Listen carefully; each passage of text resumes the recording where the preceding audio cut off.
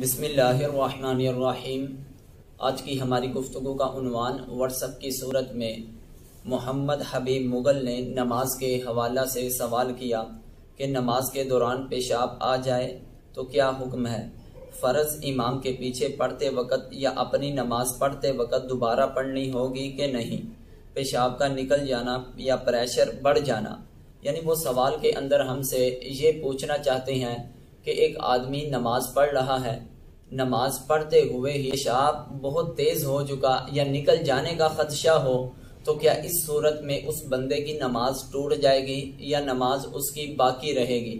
تو اس کے بارے میں شرعی طور پر ضابطہ اور حکم یہ ہے کہ جتنی دیر تک نماز کے نواقض یعنی وہ چیزیں کہ جن کی وجہ سے نماز ٹوٹ جاتی ہے ان میں سے کوئی ایک چیز نہ پائی جائے تو اتنی دیر تک انسان کی نماز نہیں ٹوٹتی۔ تو ان کے سوال کے ساتھ نواقض نماز میں سے ایک کا تعلق یہ ہو سکتا ہے کہ انسان کو پیشاب یا پخانے کی بہت تیز شدت سے حاجت اس کو ہو چکی ہے، تو اب وہ کیا کرے؟ اس کی نماز ٹوٹے گی یا نہیں؟ پیشاب کی شدت کا بڑھ جانا اس سے انسان کا وضو نہیں ٹوٹتا۔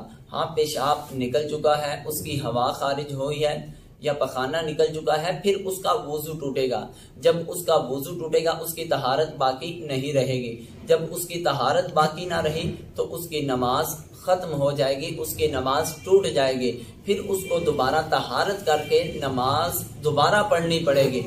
اب کہنے کا مقصد یہ ہے کہ اگر انسان کو نماز کے اندر پیشاب کی بہت زیادہ شدت اور کیفیت ہو جاتی ہے، اب اس کی نماز کا حکم کیا ہے؟ اب اس کی نماز کا حکم یہ ہے کہ وہ نماز مکروہ ہے۔ وہ نماز مکروہ کیوں ہے؟ وہ نماز مکروہ اس لیے ہے کیونکہ نماز کا حقیقی جو مقصد ہے وہ اپنے ایک رب تعالیٰ کی ذات کو یاد کرنا ہے، کیونکہ اللہ تعالیٰ نے قرآن مجید کے پارہ نمبر 16 میں سورہ طٰہٰ میں اس طرح ذکر فرمایا، اقیم الصلاۃ لذکری، تم نماز قائم کرو اپنے رب کی یاد کے لیے۔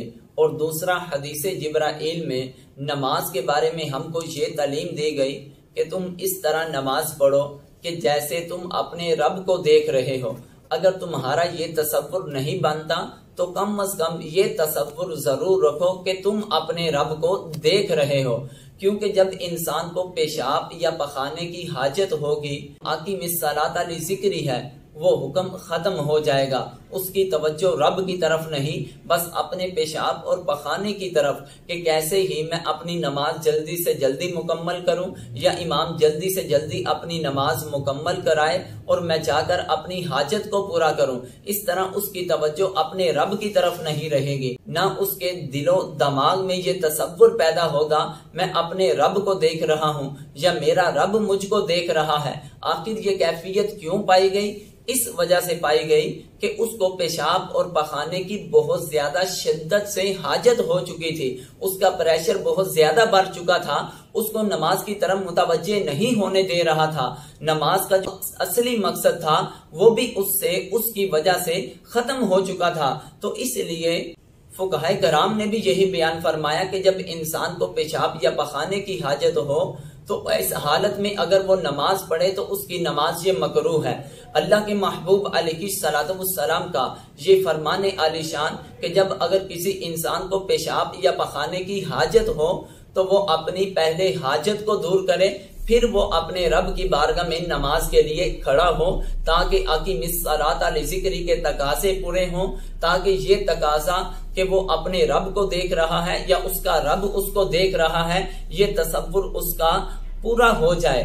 یہ اس وقت ہے کہ جب اس کو نماز پڑھنے سے پہلے اس چیز کی حاجت ہوگی۔ اور پھر دوسرے نمبر پر حکم یہ ہے کہ اگر اس کو نماز کے دوران یہ شدت پائی گئی، یہ کیفیت پائی گئی کہ اس وجہ سے اس کو نماز توڑنا جائز ہے یا جائز نہیں۔ اس کی دو کیفیت ہے، اگر پیشاب پخانے کی شدت اس قدر بڑھ چکی ہے، یہ حاجت اس کو اس قدر تیز ہو چکی ہے، یہ کیفیت اس کے کنٹرول سے باہر ہو چکی ہے، اس کی نماز کی طرف توجہ نہیں رہتی، بندہ اپنے رب کی طرف توجہ نہیں رکھ رہا، اس کی توجہ بالکل ہی نماز کی طرف ہے ہی نہیں ہے، بس یہی ہے کہ میرا پیشاب بہت زیادہ شدت پکڑ چکا ہے، تو اس صورت میں اس کے لیے حکم یہ ہے کہ وہ جلدی سے اپنی نماز کو توڑے، پہلے اپنی اس حاجت کو پورا کرے، پھر دوبارہ نئے سرے سے وضو کر کے طہارت کر کے نماز پڑھے، تو پھر اس کے لیے یہ نماز پڑھنا درست ہو جائے گا، تاکہ جو نماز کا حقیقی مقصد ہے وہ اس کو حاصل ہو جائے۔ اللہ تعالیٰ کی بارگاہ میں دعا ہے ہمیں صحیح طور پر اپنے دین کی کامل سمجھ عطا فرمائے۔ واللہ عالم ورسولہ۔